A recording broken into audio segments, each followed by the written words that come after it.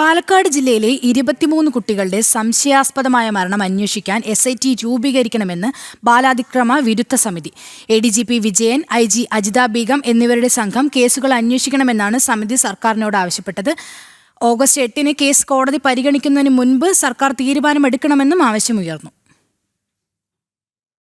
ചിറ്റൂർ, ഒറ്റപ്പാലം, ഷൊർണൂർ, കോട്ടായി, കല്ലടിക്കോട്, ശ്രീകൃഷ്ണപുരം, അഗളി, മണ്ണാർക്കാട്, കസബ തുടങ്ങി പാലക്കാട് ജില്ലയിലെ വിവിധ പോലീസ് സ്റ്റേഷനുകളിലായി രജിസ്റ്റർ ചെയ്ത 23ഓളം കുട്ടികളുടെ ദുരൂഹ മരണത്തിലാണ് SIT രൂപീകരിക്കണമെന്ന ആവശ്യം ശക്തമാവുന്നത്. 2010-നും 2023-നും ഇടയിൽ ആത്മഹത്യ ചെയ്ത നിലയിൽ കണ്ടെത്തിയ കുട്ടികളുടെ മരണത്തിൽ ദുരൂഹതയുണ്ടെന്ന് ആരോപിച്ച് വാളയാർ നീതി സമരസമിതി നേരത്തെ ഹൈക്കോടതിയെ സമീപിച്ചിരുന്നു.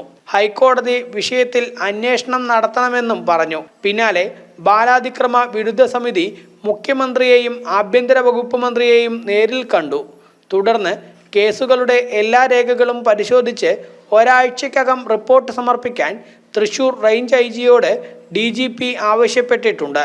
എന്നാൽ ഓഗസ്റ്റ് 8-ന് കേസ് വീണ്ടും കോടതിയിൽ വരുന്നതിന് മുൻപ് SIT രൂപീകരിക്കണമെന്നും സർക്കാർ കോടതിയിൽ സത്യവാങ്മൂലം നൽകണമെന്നും ബാലാതിക്രമ വിരുദ്ധ സമിതി ആവശ്യപ്പെട്ടു. എല്ലാ സാങ്കേതികത്വം മറികടന്ന് ഈ കുട്ടികൾക്ക് ആത്മാവിന് നീതി കിടക്കും, കുടുംബക്കാർക്ക് നൽകുന്ന കേരളത്തിലെ മനസാക്ഷി ഉണരണമെന്നതിൻ്റെ അടിസ്ഥാനത്തിലാണ് നമ്മൾ SIT രൂപീകരിക്കണം. ഇതെല്ലാം മറികടന്നുള്ളൊരു അന്വേഷണം നടക്കണം. SIT രൂപീകരിച്ച് സ്പെഷ്യൽ ഇൻവെസ്റ്റിഗേഷൻ ടീം നിയമവാഴ്ചയിലൂന്നി പ്രവർത്തിക്കുന്ന ഒരു ടീമിനെ നിയമിച്ചുകൊണ്ട് ഈ 14 കേസും പിന്നെ അട്ടത്ത് വെച്ചത് മുഴുവൻ ക്രൈംബ്രാഞ്ചും ലോക്കൽ പോലീസും എഴുതി തള്ളിയത് അന്വേഷണം നടത്തി കുറ്റവാളികളെ പുറത്തു കൊണ്ടുവരണം, ജനങ്ങളുടെ മുമ്പിൽ കൊണ്ടുവരണം, അവരെ തുറങ്കിലടയ്ക്കണം, നിയമം ഈ രാജ്യത്ത് നടപ്പാക്കണമെന്ന് ആവശ്യപ്പെട്ടുകൊണ്ടുള്ള പൊതുതാൽപര്യ ഹർജിയിലാണ് ഞങ്ങൾ.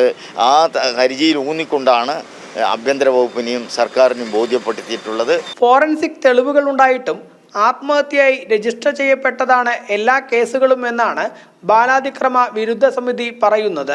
മരിച്ച 9-നും 13-നും ഇടയിൽ പ്രായമുള്ള 23 കുട്ടികളിൽ 12 പേർ ആൺകുട്ടികളാണ്.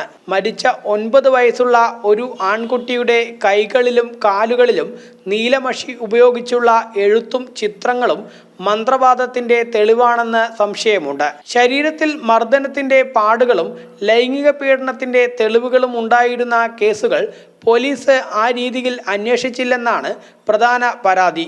ജനം, പാലക്കാട്.